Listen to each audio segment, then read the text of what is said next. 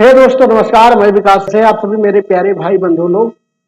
तो हम लोगों ने देखा था उस दिन क्लास में, हमारी पॉलिटी की पहली क्लास थी। आज हम लोग जहां से छोड़े हुए थे उसी के आगे आज आप पढ़ा, ठीक है। तो आज हम लोग बेसिकली क्या पढ़ने वाले उसके बारे में बाद में बात करेंगे। पहले ये देख लेते कि हम लोगों ने उस दिन पढ़ा क्या था, और साथ ही साथ मैंने आपको पीडीएफ भी प्रोवाइड करा दिया था ताकि आप बेहतर तरीके से जाकर के पीडीएफ को लर्न करिए। डेली पीडीएफ पढ़िएगा, ध्यान रखिएगा। क्लास डेली लीजिए और साथ ही साथ पीडीएफ को भी डेली पढ़िए। इससे क्या होगा, आपका जो है सब कुछ तैयार होता चला जाएगा। आप स्टोर करके मत रखिए, ध्यान रखिएगा। डेली पढ़िए, डेली रिवाइज करिए, तभी आपका बेनिफिट होने वाला है। चलिए आइए मैं आपको बता दूं उस दिन हम लोगों ने क्या पढ़ा था भैया। पूरा का पूरा प्रस्तावना पढ़ा हुआ था, ठीक है। पूरा प्रस्तावना हम लोगों ने बढ़िया तरीके से देखा हुआ था कि किस प्रकार से हमारी प्रस्तावना में हम भारत के लोगों से किस प्रकार से शुरुआत हुई थी, ये पूरा देखा हुआ था। साथ ही साथ 3 प्रकार के न्याय हम लोगों ने देखा था, सामाजिक और आर्थिक। मैंने आपको सामाजिक, आर्थिक और राजनीतिक। राजनीतिक में मैंने आपको बताया कि भैया प्रत्येक व्यक्ति को यह अधिकार है तो वह भारत के सर्वोच्च पद पर बैठ सकता है। प्रत्येक व्यक्ति को अधिकार है। तो ये क्या हुआ भैया, इसका क्या हुआ, इसका मतलब राष्ट्रपति बनने के लिए प्रत्येक व्यक्ति जो है, जो भारत का नागरिक है, वह उस पद को प्राप्त कर सकता है, ठीक।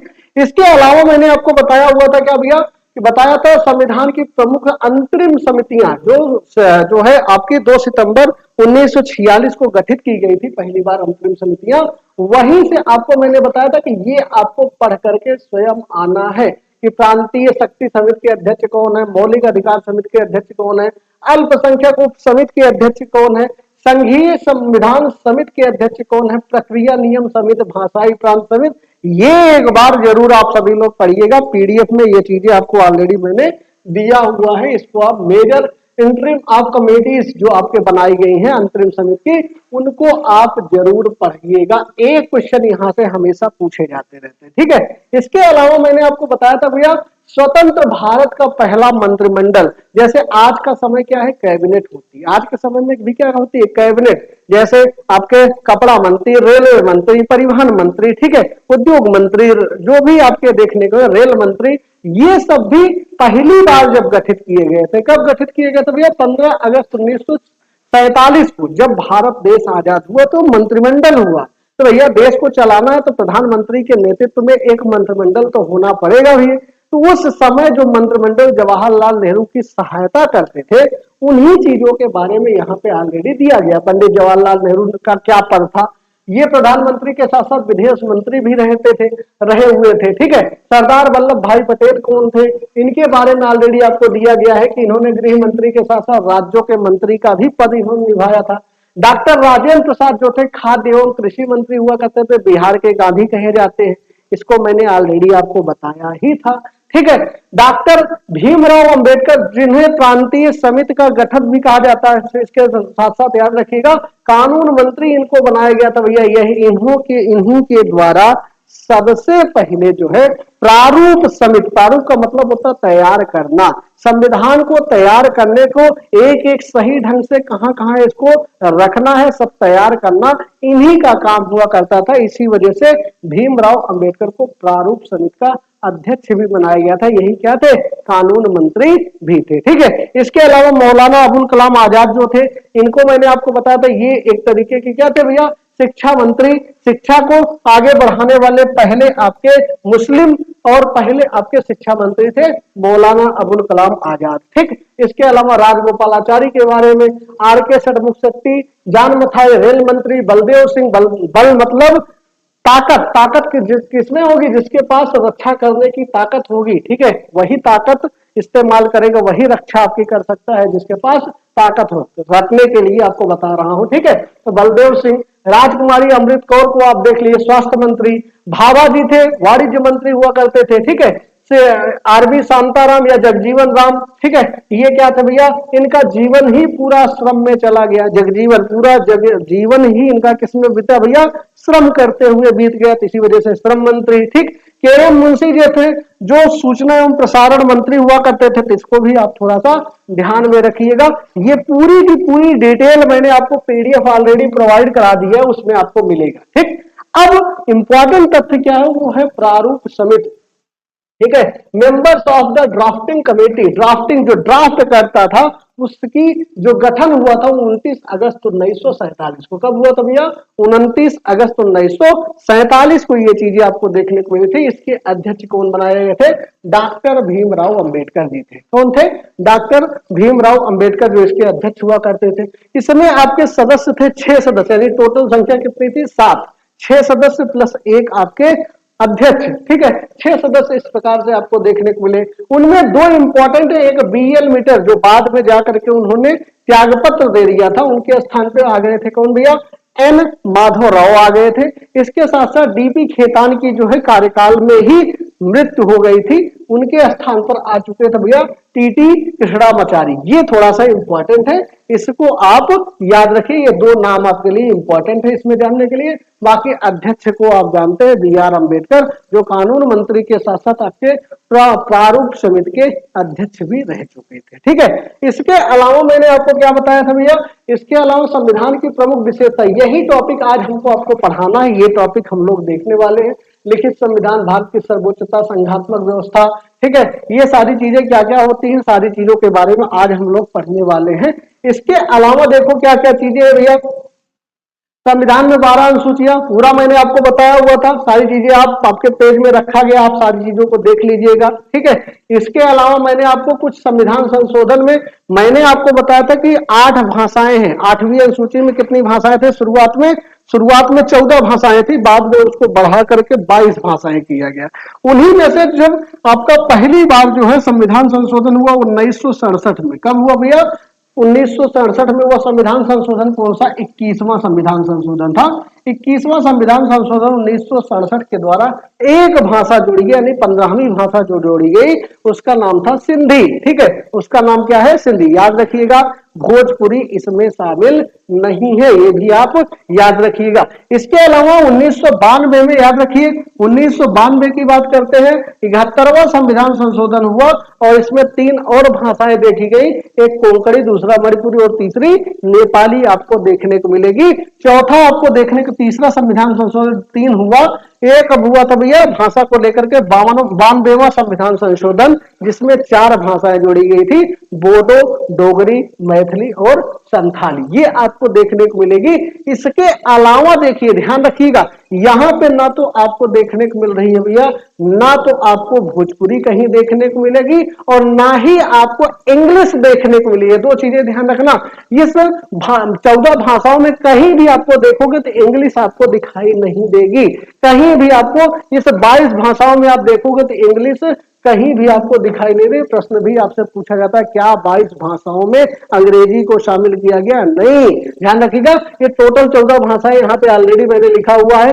ये सिंधी आपको जो जो जोड़ी गई उसमें आप इंग्लिश ढूंढोगे तो इंग्लिश आपको नहीं मिलेगी, ठीक है। चलिए, इसके अलावा अब क्या हुआ भैया, मैंने आपको कुछ 25 भाग, ये टोटल कितने भाग है भैया? ये 25 भाग है। इन 25 भागों के बारे में मैंने आपको बताया था।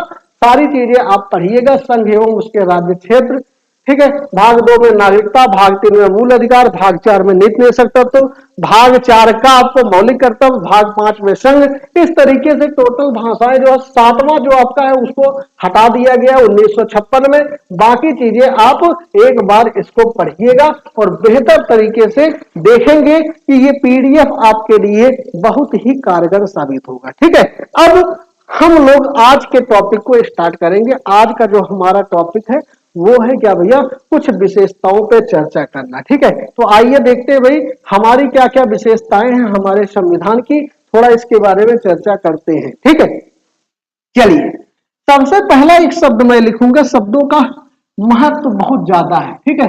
विशेषताओं की बात करते हैं तो कुछ विशेषताएं हमारे लिए बहुत महत्वपूर्ण है। पहले मैं लिख दूंगा, उसके पश्चात एक एक चीज की चर्चा करने वाले हैं, ठीक है। सबसे पहले विशेषता, ठीक है। विशेषताओं में एक शब्द है क्या भैया, पहला है लिखित संविधान। सबसे पहले क्या है भैया, लिखित संविधान आपको देखने को मिलेगा, ठीक। लिखित संविधान, ठीक। राइट कॉन्स्टिट्यूशन, ठीक है। इसके साथ साथ दूसरा जो है एकल नागरिकता, ठीक। प्रमुख शब्दों की बात करेंगे, ध्यान रखिएगा। दूसरा क्या शब्द है भैया, दूसरा है एकल नागरिकता। भारत की क्या है, एकल नागरिकता।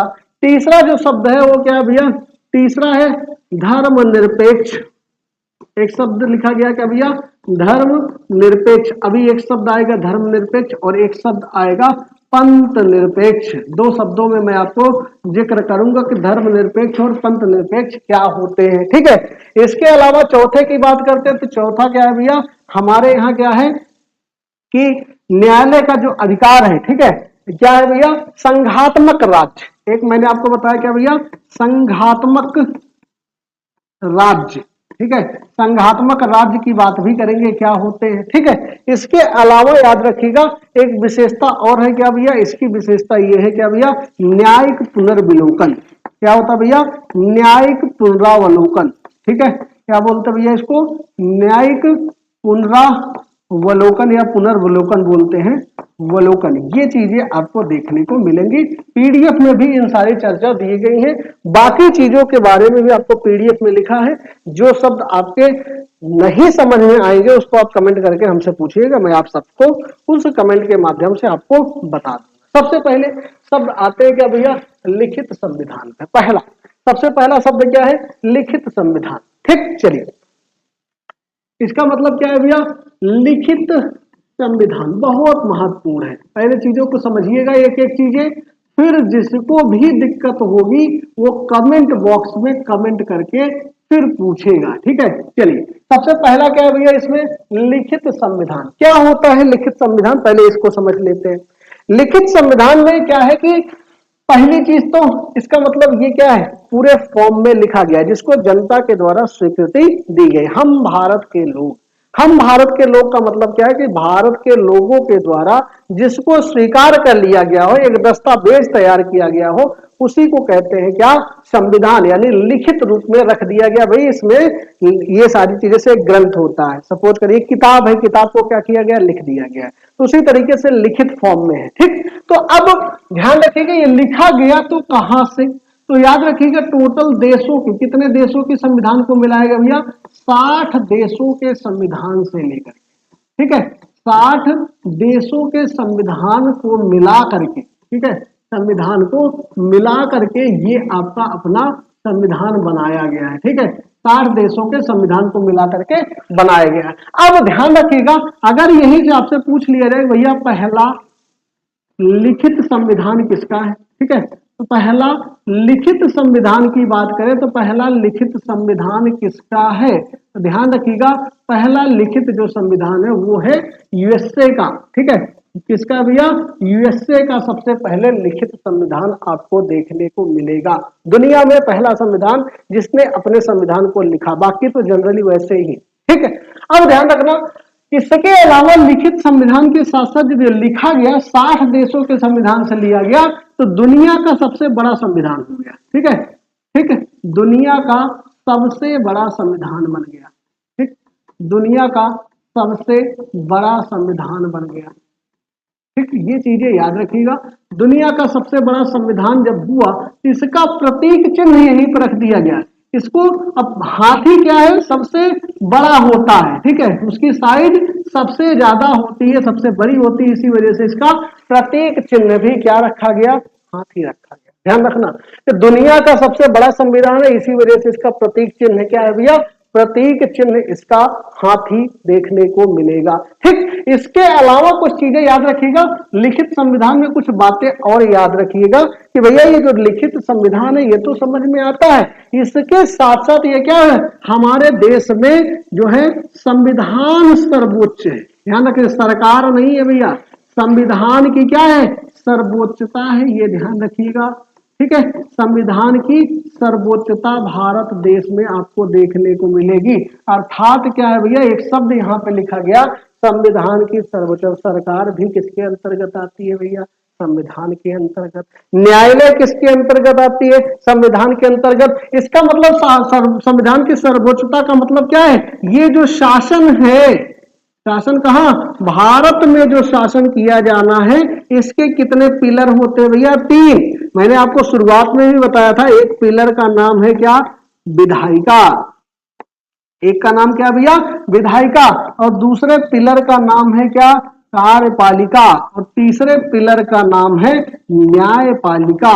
याद रखिएगा ये तीनों के तीनों पिलर जो हैं ये क्या है भैया, तीनों के तीनों पिलर संविधान के अंतर्गत आते हैं, अर्थात इसमें संविधान की सर्वोच्चता छिपी हुई है। कहिए तो विधायिका बड़ी है संविधान से?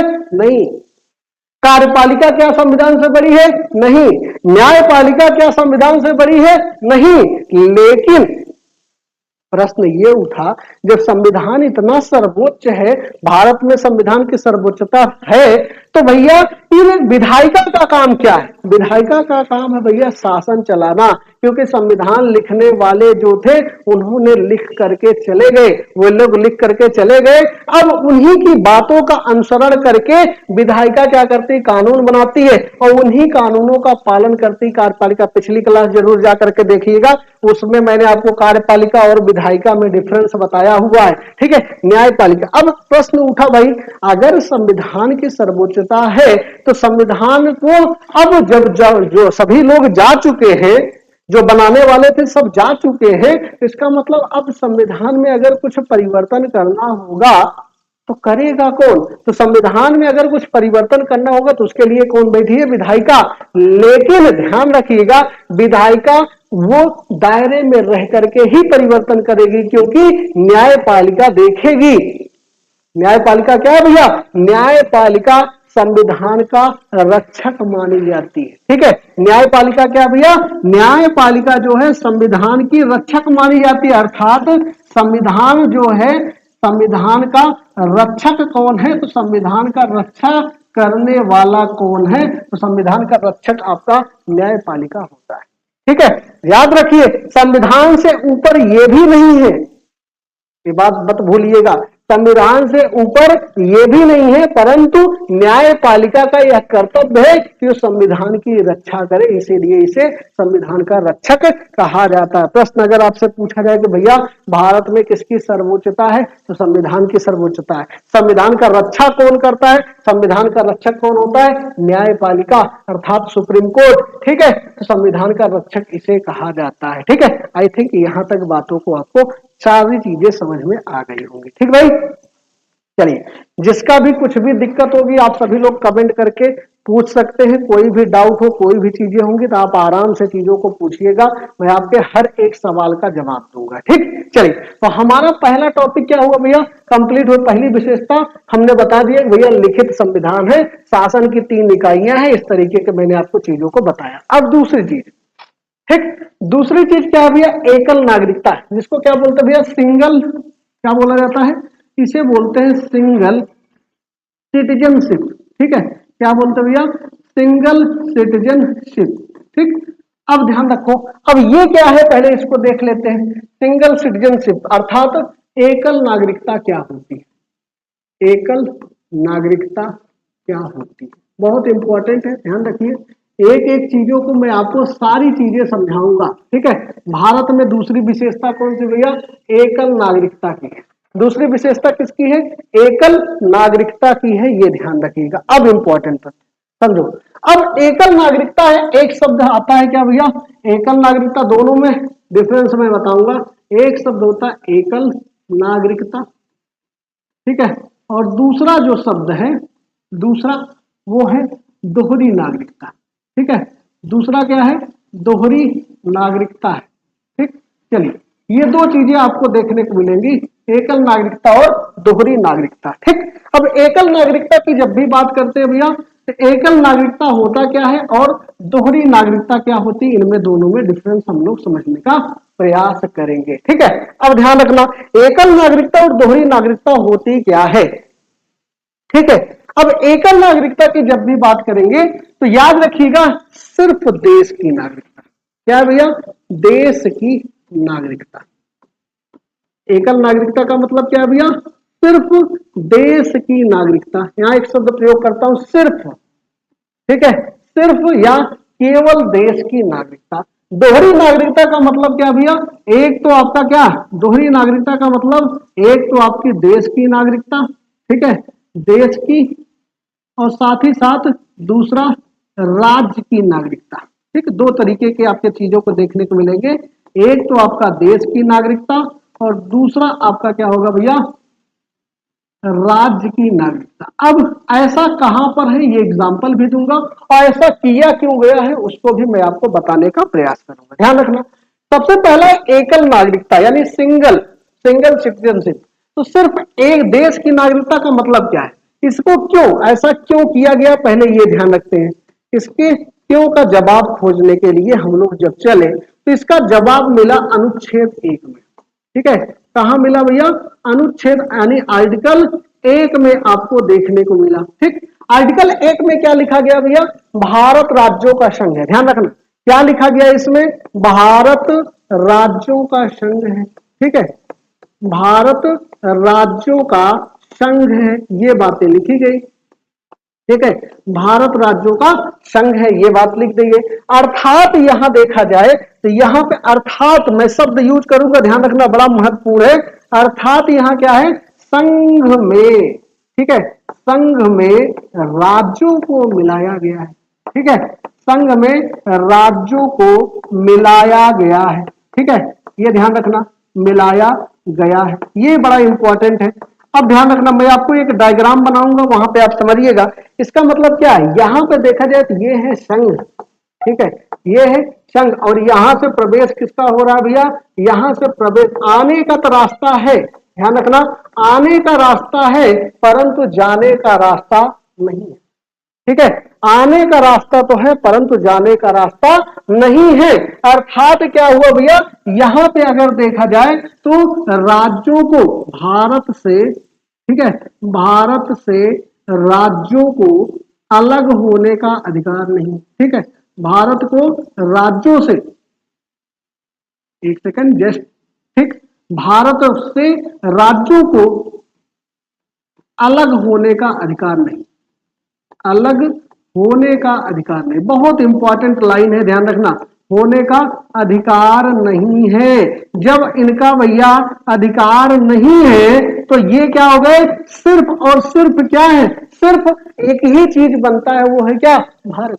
इसी वजह से भारत में एकल नागरिकता रखेगी, क्योंकि भारत एक देश है जिसमें क्या किया, राज्यों को बाल करके, राज्यों को क्या किया गया भैया, एक तरह से मिलाया गया। जैसे मान लो मैं एग्जांपल समझाऊं तो ये मेरी हाथ की हथेली है, ठीक है, इस हथेली का अगर अंगुलियों का अस्तित्व है तो किससे भैया, इन हथेलियों से। अगर ये हथेली, ये पंजा मेरा जो ये है, इस भाग को हटा दिया है तो उंगलियों का अस्तित्व खत्म हो जाएगा।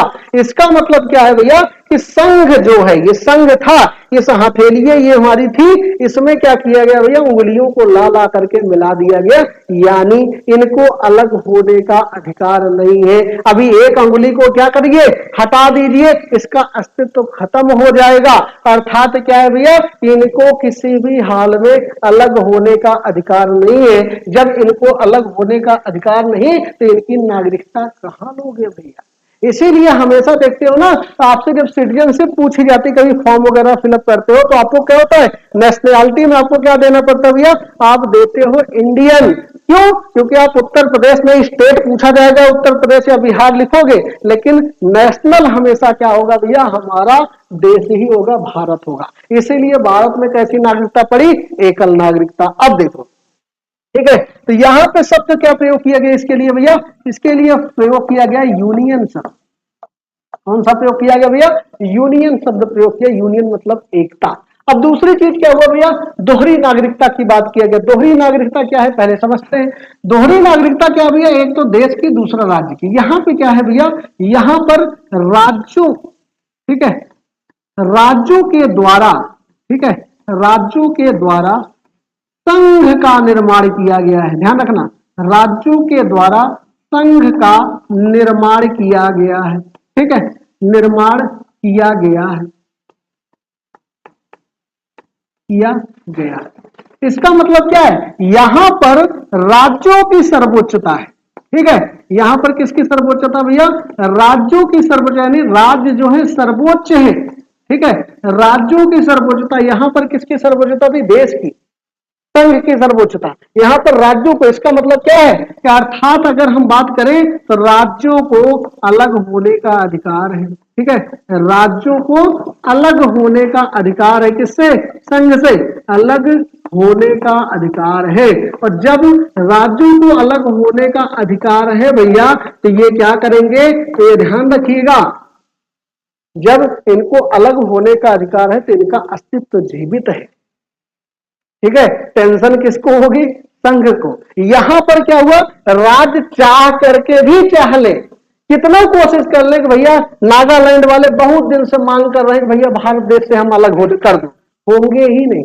अंडमान निकोबार वाले चाहे कितना कोशिश कर ले कि भैया हमको भारत से अलग कर दो, किसी भी हाल में नहीं हो सकते हैं। ध्यान रखिएगा, इसमें भारत में अलग होने का अधिकार नहीं, जबकि यहां पर राज्यों को अलग होने का अधिकार है। इसी वजह से कि इसमें आपको राज्य की भी नागरिकता लेनी पड़ती है और साथ ही साथ देश की भी नागरिकता लेनी पड़ती है। ऐसा एग्जाम्पल आपको कहां देखने को मिलेगा?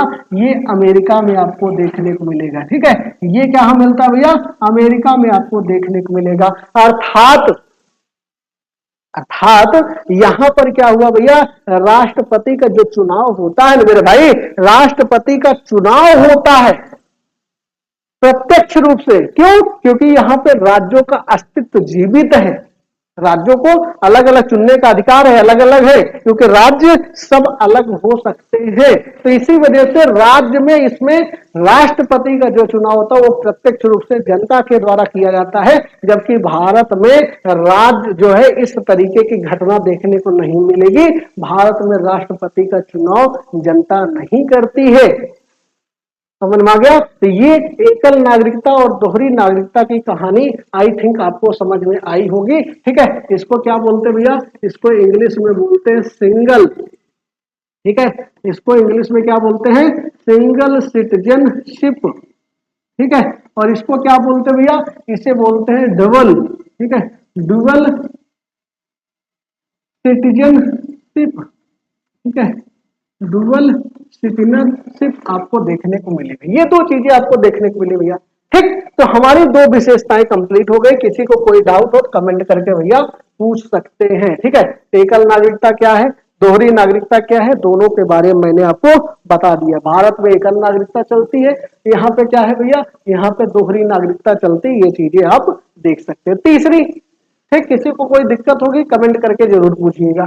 तीसरा आपका क्या है भैया, एक शब्द है संघात्मक राज्य। संघात्मक राज्य का मतलब यहाँ पे यही से मतलब आपको यहाँ पे समझा दूंगा, जब जब राज्यों का अपना कोई अस्तित्व नहीं है भारत में, अर्थात राज्यों को अलग होने का अधिकार नहीं है, तो मेन कौन हो गया? संघ। इसका मतलब क्या है भैया, हमारे यहाँ जब जरूरत पड़ेगी, जब बात देश की आएगी, तो समय सिर्फ संघ ही महत्वपूर्ण हो गया। अर्थात हमारे यहाँ संघात्मक शासन की ही बात की जाएगी। यहाँ राज्य न लिख करके मैं संघात्मक शासन लिख दूं तो ज्यादा बेटर नजर आएगा। ठीक है, संघात्मक शासन लिख दूं तो ज्यादा बेटर आएगा। इसका मतलब क्या है, जरूरत पड़ने पर जब देश की बारी आएगी तो वहां पर संघ में ही शासन करते हुए आपको दिखाया जाएगा। कभी कभी आप सुनते हो भैया किसी राज्य में राष्ट्रपति शासन लग गया। क्यों लग गया भैया? क्योंकि प्राथमिकता देश की है, वो राज्य किसमें है? देश के अंतर्गत आता है। इसका मतलब क्या है, जब भी किसी राज्य में कोई भी मैटर होगा, आंतरिक मामला हो या किसी प्रकार की अशांति होगी,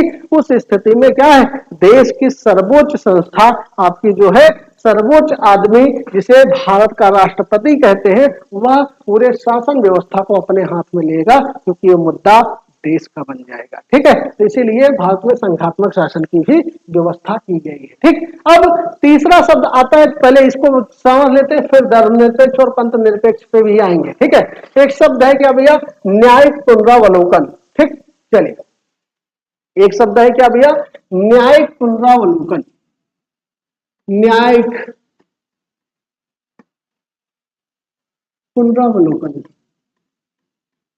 ठीक है, न्यायिक पुनरावलोकन क्या होता है, पहले ये चीज समझते हैं। ठीक है, न्यायिक पुनरावलोकन, पहली चीज तो ध्यान रखिएगा, न्याय के जो है दो पिलर है। जनरली अगर मैं पूछू जाए तो न्याय के क्या है भैया, दो पिलर माने जाते हैं। एक तो आपका जो कोर्ट है और दूसरा आपके जो है राष्ट्रपति। अब आप कहेंगे कि भैया राष्ट्रपति कैसे इसमें शामिल हो गए, समझो। ठीक है, तो न्याय की अगर बात करें, पहली चीज तो याद रखिएगा, यहाँ पे अगर मैं बात करूं तो इस तरीके के मैं आपको डायग्राम बना दे रहा हूं ताकि आपको समझने में भी आसानी हो। ये है नीचे आपका क्या भैया, ये आपका क्या है, इसे बोलते हैं जिला, जिला कोर्ट, ठीक है, जिला कोर्ट, ठीक। दूसरा आपका क्या होता है भैया, दूसरा आपका जो होता है जिसे बोलते हैं हाई कोर्ट, ठीक है, इसे क्या बोला जाता है, हाई कोर्ट, ठीक। इसके अलावा ये जो आपका है इसे बोलते हैं क्या भैया, सुप्रीम कोर्ट। ये तीन आपके पिलर हैं यहाँ पे। सबसे ज्यादा कौन से होंगे भैया, सबसे ज्यादा आपके जिला कोर्ट होंगे, सबसे ज्यादा कौन होंगे, जिला कोर्ट। हाई कोर्ट कितने हैं वर्तमान में, तो आपसे पूछा जाए तो आप बताइएगा कितने, 25। सुप्रीम कोर्ट कितना होगा भैया, भैया सिर्फ और सिर्फ एक, और वो भी कहां पर, दिल्ली में, ठीक है, वो भी क्या है, दिल्ली में। अब ध्यान रखना, अब यहाँ पे क्या है भैया, न्यायिक पुनरावलोकन की शक्ति क्या है, पहले इसको समझते हैं। अगर मान लीजिए कि कोई भी डिसीजंस आ गए, डिसीजंस का मतलब ये होता है कि कोई भी अगर कहीं पे मान लीजिए, कभी कभी ऐसा नहीं है कि साक्ष्य के दौरान कभी कभी साक्ष्य असत्य प्रस्तुत कर दिए जाते हैं, या कोई भी ऐसी घटना हो जाती है जो जरूरत पड़ने पर समय के अनुसार बदलना पड़ता है, तो उसे बोलते हैं अपने ही दिए गए निर्णय को पुनः अवलोकन करना, यानी पुनः सोच विचार करके उसको परिवर्तन करना, यही कहलाता है न्यायिक पुनरावलोकन। इसका मतलब क्या है कि ना तो जिला कोर्ट, याद रखिएगा इसमें जो जिला कोर्ट है इसको आपको इसकी इजाजत नहीं है, ठीक है, इसको डिस्ट्रिक्ट कोर्ट बोलते हैं, अर्थात डीसी के नाम से जानते हैं, इसे बोलते हैं। इसको क्या है भैया, इसको यह शक्ति प्राप्त नहीं, क्यों, क्योंकि ये छोटी संस्था है, ठीक है। दो लोगों को ये शक्ति प्राप्त है, एक आपका हाई कोर्ट को और दूसरा आपको सुप्रीम कोर्ट को, ये शक्तियां प्राप्त है। अर्थात क्या है भैया, अपने ही दिए गए निर्णय, ठीक है, दिए गए अपने दिए गए निर्णय को, दिए गए निर्णय को पुनः अवलोकन करना, ठीक है, पुनः अवलोकन करना। अवलोकन का मतलब क्या होता है, विचार करना, ठीक है। अवलोकन करने का मतलब क्या है भैया, विचार करना। अवलोकन या यहीं पे मैं लिख देता हूं, विचार करना, और विचार करके पुनः क्या करते हैं भैया, निर्णय दिया जाता है, उसी को बोलते हैं न्यायिक पुनरावलोकन की शक्ति। हमारे यहाँ क्या है, न्यायिक जो शक्तियां हैं वो असीम है। असीम का मतलब इनको शक्ति का अधिकार संसद देती है, लेकिन ये स्वतंत्र होते हैं, ध्यान रखिएगा। अब क्या हुआ कि न्यायिक पुनरावलोकन की शक्ति हुई। अब मान लीजिए कि हाई कोर्ट के द्वारा कोई सजा सुनाइए तो आप कहां चले जाते हैं, या कोई भी मुद्दा होगा तो उसको आप सुप्रीम कोर्ट में चैलेंज कर सकते हैं। लेकिन सुप्रीम कोर्ट के द्वारा जब जजमेंट होता है तो वो अपने लगता है कि कोई ऐसा मुद्दा हो गया या चीजें हो गई, इसमें परिवर्तन किया जा सकता है, खास तौर पर संवैधानिक मुद्दों पर। खास तौर पर किस पे भैया, संवैधानिक मुद्दों पर वह अपने डिसीजन को जो है परिवर्तन कर सकती है। ध्यान रखिए, संवैधानिक मुद्दा, मैं एक बात किया क्या भैया, संवैधानिक मुद्दा, क्या भैया, संवैधानिक मुद्दे की बात करता हूं, ठीक है। जो संविधान से रिलेटेड मुद्दे होते हैं उस पर क्या होता है, पुनर्विचार किया जाता है, अपने दिए गए निर्णय को पुनः विचार करेगा, अवलोकन करेगा, और फिर जाकर के बहुत सारे आपको केशवानंद भारती, आगे चलकर के केस बताऊंगी, केशवानंद भारती केस आया, मिनर्वा मिल्स आपका केस आया था, ठीक है, और गोलकनाथ वाद आया, क्या आपके क्या केसेज हुए, ये सारी चीजों के बारे में आगे चल करके जिक्र करना। इसका मतलब क्या है, अपने दिए गए निर्णय को पुनः विचार कर लेना, आपका क्या है, संवैधानिक मुद्दों को लेकर के ये हाई कोर्ट और सुप्रीम कोर्ट दोनों कर सकती है। अब ध्यान रखना, अब यहाँ पे एक मुद्दा आ गया क्या भैया, कि संवैधानिक मुद्दा तो चल गया, ठीक है। अब याद रखिएगा कि जब ये विचार करती है तो बदलाव हो सकता है, लेकिन सपोज करिए कि किसी क्राइम से, किसी ऐसे मुद्दे जो मानव जीवन से जुड़े होते हैं, उस स्थिति में क्या होता है कि कभी कभी आपने सुना होगा भैया, इसने चैलेंज किया राष्ट्रपति से क्षमादान करने की, वो न्यायिक परिवर्तन, उसमें मतलब क्या है, सुप्रीम कोर्ट के द्वारा कभी सजा दे दी गई हो तो सुप्रीम कोर्ट आखिरी मान लिया जाता है, लेकिन इसके बाद भी एक ऑप्शन आपको मिलता है भैया उस व्यक्ति के साथ गलत हुआ या जो भी होता है, कभी लगता है कि ऐसा नहीं, क्योंकि न्यायालय में साक्ष्य मजबूत होने चाहिए, साक्ष्यों के आधार पर ही आपके क्या होते हैं भैया, डिसीजन दिए जाते हैं। इसी वजह से संविधान में एक और रखा गया, मान लीजिए साक्ष्य सही भी हो लेकिन राष्ट्रपति को मतलब वो आदमी फिर भी गिल्टी नहीं है और सजा उसको सुना दी गई, उस तरीके से उसके साथ अन्याय ना होने पाए, इसलिए एक रास्ता और खोला गया, वो है राष्ट्रपति के क्षमादान, ठीक है। आर्टिकल 72 आगे चल करके मैं बात करूंगा उससे, तो राष्ट्रपति के पास भी ये आपका एक अधिकार होता है कि वह क्षमादान कर सकता है, ठीक है, लेकिन संवैधानिक मुद्दा नहीं है, ठीक है, वो व्यक्तिगत मुद्दा है। जब व्यक्तियों को लेकर के किसी प्रकार की चीजें होती हैं उस केस की बात किया जाता है। तो ये क्या हुआ भैया, न्यायिक पुनरावलोकन की हमने बात कर लिया, डिस्ट्रिक्ट साथ से आता हाई कोर्ट और जिला कोर्ट के बारे में मैंने पूरा डिटेलिंग आपको किया, ठीक। अब आते हैं भैया तीसरा मुद्दा जो बहुत इंपॉर्टेंट है, वो है क्या भैया, एक शब्द है धर्मनिरपेक्ष या पंथ में, बहुत ज्यादा कंफ्यूजन करने वाला। सेकुलर शब्द आपसे पूछा जाता है, सेकुलरिज्म होता क्या है, ठीक है। एक शब्द लिखा गया है भैया, मैं दोनों शब्दों की व्याख्या बहुत अच्छे से आपको करना चाहूंगा। सबसे पहले बात करूंगा धर्म, ठीक है, और दूसरे शब्द की बात करूंगा पंथ, ठीक है।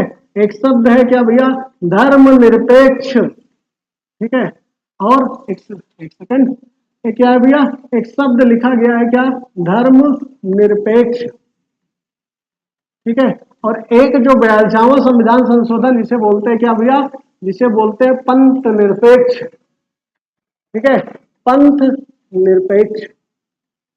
अब देखो यहाँ पे इंपॉर्टेंट क्या है, कभी कभी लोगों को ये समझ में नहीं आता भैया, ये जो सेकुलरिज्म की बात किया जा रहा है, अर्थात राज्य का अपना कोई धर्म नहीं होता। राज्य का मतलब यहाँ देश की बात कर रहा हूं, सरकार की जो भी संस्थाएं हैं सभी, ठीक है। कहने का मतलब क्या है कि अगर मैं आपसे जनरली कहूं तो राज्य का अपना कोई धर्म, राज्य यहाँ मतलब कोई खास स्टेट की बात नहीं कर रहा हूं, ध्यान रखना, राज्य का मतलब पूरा भारत, ठीक है। राज्य का अपना कोई धर्म नहीं होगा, ठीक है, राज्य का अपना कोई धर्म नहीं होगा, ठीक है, कोई धर्म नहीं होगा, ठीक है, राज्य का अपना कोई धर्म नहीं होगा। अर्थात क्या है भैया, वह सभी धार्मिक मान्यताओं, सभी धर्मों को समान रूप से एक ही आंख से देखेगा, ठीक है। इसका मतलब क्या है कि वह सभी धर्मों को एक समान निगाह से देखते हुए करेगा। अब प्रश्न उठा कि पंथ निरपेक्ष या धर्म निरपेक्ष, ठीक है, प्रश्न क्या उठा भाई, प्रश्न अगर देखा जाए कि एक है धर्मनिरपेक्ष और दूसरा है क्या भैया, पंथ निरपेक्ष। लेकिन अब सोचो कितना वो बात है भैया, इसको भी धर्म को भी क्या होता है इंग्लिश में, धर्म ही। अब सोचो इसको क्या कहते हैं भैया इंग्लिश में, सेकुलरिज्म इसको भी बोलते हैं, इसको भी सेकुलर ही बोलते हैं। अब ध्यान रखना, धर्म को इंग्लिश में धर्मा लिखा जाता है, क्या बोलते हैं भैया, धर्म को धर्मा लिखा जाता है, और पंथ को भी आपका एक तरीके का धर्म, लेकिन उसका सेकुलर शब्द दोनों के लिए प्रयोग किए जाते। अब यही पे हो गई कंफ्यूजन, यही पे क्या हुआ भैया, कंफ्यूजन। तो ध्यान रखिए कि पहले मैं आपको समझाऊंगा कि धर्म और धर्म पंथ में दोनों में अंतर क्या होता, पहले इसको समझाते हैं, तब इसके बाद इस मुद्दे पे हम लोग आएंगे। ये जब मुद्दा मैं क्लियर कर दूंगा तो आपको पता चल जाएगा। पहला तो हम लोग देखते हैं क्या भैया, धर्म एवं पंथ में अंतर। जब इस चीज को समझ जाओगे तो उसकी इंग्लिश की व्याख्या ऑटोमेटिक आप कर सकते हो, पंथ में अंतर, ठीक है। धर्म और पंथ में अंतर क्या होता है पहले ये समझ, डिफरेंस बिटवीन धर्म एंड पंथ। पंथ का मतलब यहाँ पे भी धर्म का प्रयोग ही होता है, ठीक है। ध्यान रखना इंग्लिश की वजह से कंफ्यूजन होती है। पहले सबसे पहले धर्म, धर्म क्या है, ठीक है, धर्म क्या है, पहला प्रश्न यहां से। दूसरा प्रश्न क्या है भैया, पंथ क्या है, ठीक है। बहुत ज्यादा कंफ्यूजन आज के समय में ये है, और इसी लेकर के मुद्दा बहुत गर्माता भैया, धर्म है कि पंथ है, ठीक है। इंग्लिश सेम है भाई, इंग्लिश क्या है, सेम है। अब धर्म क्या है, धर्म सबसे पहले धर्म को ध्यान रखिए, धर्म का मतलब होता है क्या भैया, नियम, जो नियम होते हैं। धर्म का मतलब क्या है, नियमों का पालन करना, क्या है भैया, नियमों का पालन करना, ठीक है। नियमों का जो पालन किया जाता है वही क्या कहलाता है भैया, नियमों का पालन करना, विश्वास करना, ये जो चीजें हैं ये है धर्म, नियमों का पालन। धर्म मतलब नियम, नियमों का जो पालन करेगा वही। अब देखो मैं आपसे कहूं भैया, कुत्ता, कुत्ते का काम है भौंकना, कुत्ते को कह दो दहाड़ दे, तो ये क्या पॉसिबल है क्या, ठीक है। और अगर मैं आपसे कहूं शेर का काम है दहाड़ना, वो भौंक दे, तो ऐसा हो सकता है क्या। नदियों का जब समुद्र का पानी होता है एक बार आगे जाएगा उसके बाद पीछे आता है, कभी पीछे जाकर के आगे बहने का काम करने लगे तो क्या होगा, ठीक है। मतलब एक बार पानी को खींचेगा फिर आगे की तरफ फ्लो करता है। इसका मतलब क्या है, सभी पक्षियों का काम क्या है, चहचहाना। पक्षियां क्या करती है, चहचहाती हैं। पक्षियां भौंक सकती हैं क्या? इसका मतलब क्या है, सभी के अपने नियम हैं।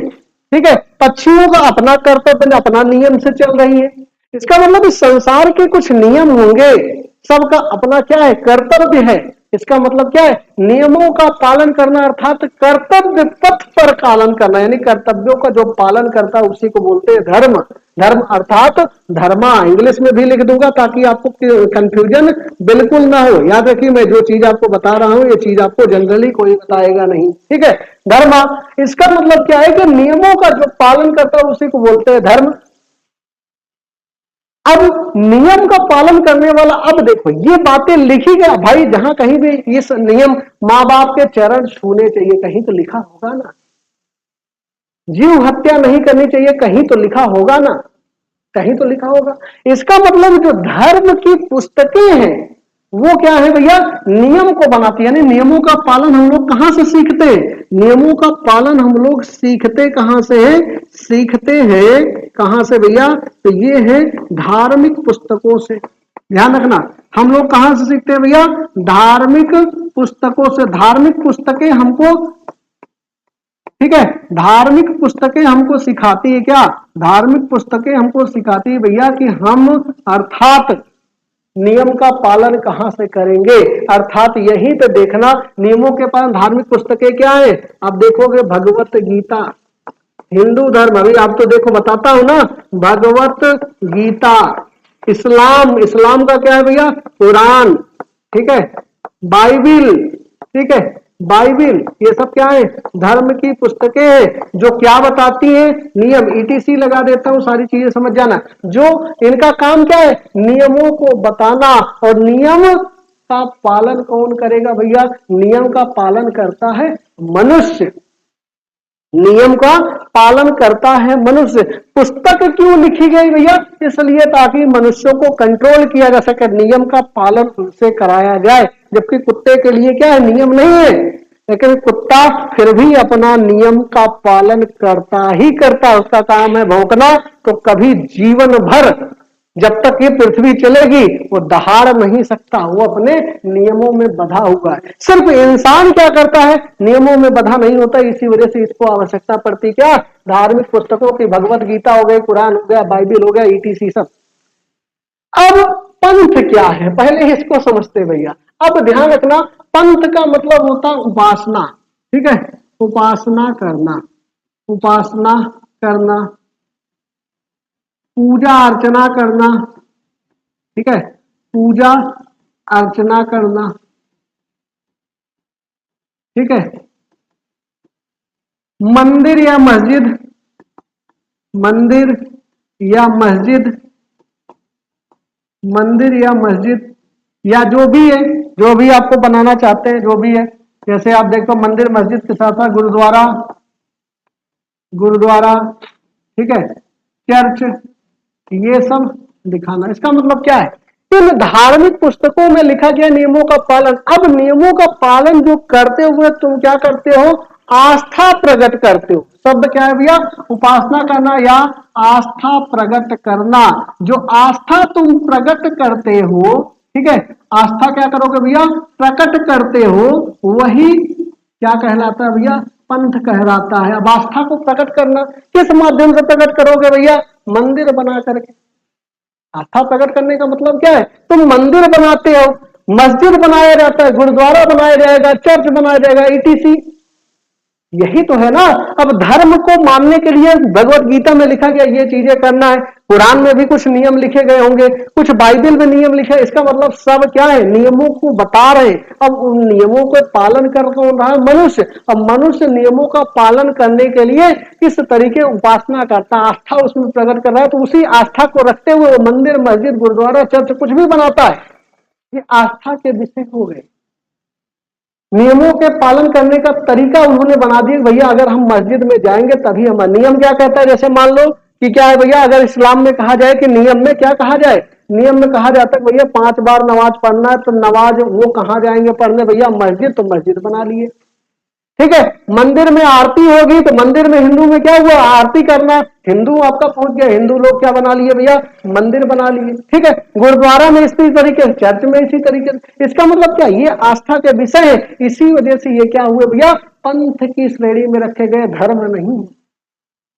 ठीक है, इसका मतलब क्या है, इसका मतलब पंथ में क्या क्या आ जाएंगे भैया, एक तो आपका क्या है, हिंदू, ठीक है, इस्लाम, ठीक, इस्लाम धर्म नहीं पंथ है। ठीक है, इस्लाम के साथ साथ बौद्ध, ठीक है, बौद्ध के साथ साथ आपके जैन, जैन, फारसी, फारसी, फारसी नहीं पारसी, ठीक है, पारसी, ईटीसी जो भी है, ठीक है, सिख, जितने भी है सब क्या है भैया, सब के सब आपका क्या है, पंथ है, धर्म नहीं है। धर्म की पुस्तकें हैं, धर्म को नियम की पुस्तकें, और सब ये सब क्या है, पंथ है। और यही चीजों का, क्योंकि इंग्लिश दोनों की सेम होने की वजह से क्या होता भैया, यहां पर हर चीज को धर्म कह दिया जाता है, जबकि वास्तव में क्या है, पंथ है। ठीक है, वास्तव में क्या है भैया, पंथ है। इसीलिए भारत में कौन से शब्दों का प्रयोग किया गया भैया, भारत में शब्द प्रयोग किया गया कौन सा, तो भारत में प्रयोग किया गया क्या भैया, धर्म पंथ निरपेक्ष, जो कब जोड़ा गया भैया, 42वां संविधान संशोधन के द्वारा। ठीक है, संविधान संशोधन के द्वारा पंथ निरपेक्ष, जबकि पहले से कौन सा शब्द था, धर्म निरपेक्ष पहले से था। अर्थात धर्म निरपेक्ष का मतलब कोई भी हो भैया, चाहे कुरान हो, चाहे भगवत गीता हो, चाहे आपका जो भी है बाइबिल हो, चाहे जो भी होगा, ये सभी जो है सभी को मान्यता देगा भारत, सभी को मान्यता देगा। पहले शब्द कौन सा जुड़ा था, धर्मनिरपेक्ष, अर्थात इसका कोई पार्टिकुलर वो नहीं होगा, इसका मतलब पार्टिकुलर किसी पुस्तक को ये मान्यता नहीं देगा। ठीक है, इसका मतलब क्या होगा, पार्टिकुलर किसी पुस्तक को मान्यता नहीं देगा, धर्मनिरपेक्ष यहां पे शब्द हो गया। इसका मतलब यहां पे मैं लिख दूं, यानी यहां पे मैं लिख दूं, चाहे भगवत गीता हो, भगवत गीता, कुरान, ठीक है, बाइबिल आदि, किसी को भी राज्य अपना विशेष नहीं मानेगा, विशेष नहीं मानेगा। पहले शब्द क्या प्रयोग किया गया था, सिर्फ और सिर्फ धर्मनिरपेक्ष, दोनों में अंतर मैंने आपको समझा दिया। ठीक है, अब बाद में जरूरत पड़ी, जब लगातार समस्याएं बढ़ने लगी, हमारे यहाँ क्या हुआ, तरह तरह के धार्मिक चीजें बढ़ने लगी, वहां पे कला बढ़ने लगी, दिखावा बढ़ने लगा। ठीक है, इसकी वजह से क्या किया, 42वां संविधान संशोधन में, कब भैया, 42वां संविधान संशोधन 1976 में। ठीक है, 42वां संविधान संशोधन कब, 1976 में एक शब्द जोड़ना पड़ा, वो शब्द कौन था भैया, पंथ निरपेक्ष शब्द जोड़ना पड़ा। अब आई थिंक पंथ निरपेक्ष और धर्म निरपेक्ष में अंतर समझ गए होंगे, शब्द जोड़ा गया। ठीक है, अर्थात अब राज्य का, इसका मतलब क्या, अब राज्य का ना तो हिंदू को महत्व देगा, हिंदू यानी पंथ एक तरीके से, क्योंकि इसकी भी इंग्लिश क्या होती है, धर्म, इसकी भी इंग्लिश क्या है, धर्मा। ठीक है, तो या तो ना तो हिंदू को बहुत महत्व देगा, ना तो इस्लाम को देगा, ना तो बौद्ध को देगा, ना तो जैन को, ना तो फारसी। इसीलिए हमारे देश में आप देखोगे तो हिंदुओं के लिए नवरात्रि का त्योहार भी मनाया जाता है, और इस्लाम के समय में जो आपके निकाले जाते हैं उनका भी त्योहार मनाया जाता है। ठीक है, बौद्ध का कोई कार्यक्रम हो उसमें भी होता है, जैन पारसी जिसका भी होगा उनका। इसका मतलब पंथ और धर्म में क्या हुआ भैया, दोनों में अंतर मैंने आपको समझा दिया। इसके साथ साथ याद रखिएगा, पंथ निरपेक्ष शब्द को मैंने आपको दिखाया, साथ ही साथ धर्म निरपेक्ष क्या होता है। शुरुआत में हमारे संविधान में किस बात की जिक्र किया गया था, धर्म निरपेक्ष की। धर्म निरपेक्ष मतलब, धर्म मतलब आपको मैंने बताया धार्मिक पुस्तकें जो नियमों का पालन कराती है, भगवत गीता, कुरान, बाइबिल, ये सब। ठीक है, पंथ का मतलब मैंने बताया उपासना करना, आस्था, पूजा अर्चना करना, ये सब सारी चीजें जो मानने का विषय होती है। इसी वजह से जब हमारे यहाँ इस चीज का आपस में क्या होने लगा, मिलाप होने लगा, यानी एक तरीके का क्या हुआ भैया कि ये लगने लगा भाई कि अब जरूरत पड़ी है क्या अलग अलग चीजों की मान्यता देने का। तो शुरुआत में धर्मनिरपेक्ष था, बाद में स्पेशल शब्द जोड़ना पड़ा क्योंकि अलग अलग दिखावा लोगों का बढ़ने लगा। इसी वजह से पंथ निरपेक्ष शब्द आया। और कब जोड़ा गया? 1976 में 42वां संविधान संशोधन के द्वारा। ठीक है, तो ये सारी चीजें मैंने आपको बताया। आज की कुछ विशेषताएं हमारी थी, ये सारी विशेषताओं पे हमने चर्चा की। एकल नागरिकता क्या होती है, दोहरी नागरिकता क्या होती है, सारी चीजें हमने आपको बताया। इसके साथ साथ मैंने आपको बताया लिखित संविधान क्या है। ठीक, पूरी विषय मैंने आपको बताया। ये सारी चीजें कल से हम लोग जो स्टार्ट करेंगे वो आपका डायरेक्टली आर्टिकल 1 से शुरू होगा। संविधान की नींव हम लोग कल से रखेंगे और बेहतर तरीके से क्लास का आनंद आप लोग लेते रहिए, मस्त रहिए, खाते पीते रहिए। ठीक है, मिलते हैं कल फिर, तब तक के लिए नमस्कार, जय हिंद।